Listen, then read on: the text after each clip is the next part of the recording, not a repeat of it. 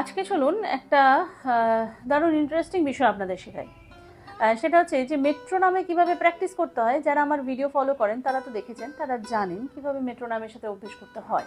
তো আজকে আমি আপনাদের সেই একটা মেট্রোনমের হদিস দেবো এবং কিভাবে তাহলে এডিট করতে হয় সেটাও চলুন আজকে শিখিয়ে দেবো। তো আজকের লেসন রয়েছে ভীষণ ইন্টারেস্টিং, চলুন শুরু করা যাক। তো যে কোনো তালকে এডিট করতে গেলে সবার প্রথমে আমাদের যেটা করতে হবে সেটা হচ্ছে যে ছন্দটাকে আমাদেরকে অ্যাডজাস্ট করতে হবে, অর্থাৎ আমাদের ক্রিয়েট করতে হবে। তো ক্রিয়েট করতে গেলে অপশন রয়েছে এই যে 3 ডটস, এখানে আমরা যাব। এই যে ক্রিয়েট নিউ অপশনটা রয়েছে, ক্রিয়েট নিউয়ে আমরা ট্যাপ করব।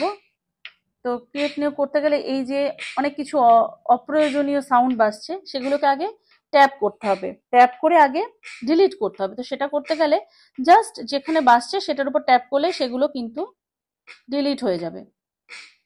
আচ্ছা, এবার দেখুন আমাদের মেট্রোনমে আমরা যে সাউন্ড শুনে অভ্যস্ত সেটা কিন্তু টিক অ্যান্ড টক, এছাড়া এই হাই হেডস ক্লোজ বা এগুলোতে আমরা শুনে অভ্যস্ত না। সুতরাং তার পাশে যে তীর চিহ্নটা রয়েছে সেখানে আমরা গেলে পরে একদম নিচে দেখুন টিক আওয়াজটা পাচ্ছি, তো সেটা আমরা সিলেক্ট করলাম।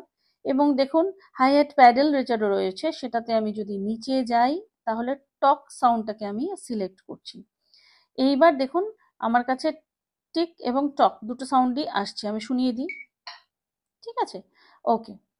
আচ্ছা, তো সবার আগে এবার শুরু করতে গেলে যেটা করতে হবে, আপনাকে আগে মাত্রা সংখ্যা যেটা আছে এটাকে আপনাকে সিলেক্ট করতে হবে। ধরুন আমি ঝাপতাল তৈরি করছি, তাহলে ঝাপতালের মাত্রা সংখ্যা হচ্ছে 10, এটা আমরা জানি। তো 10 আমরা সিলেক্ট করলাম, ওকে করলাম। তো এবার ঝাপতালের বোল যেটা সেটা আমাদের আগে জানতে হবে ধি না, ধি ধি না, তি না, ধি ধি না।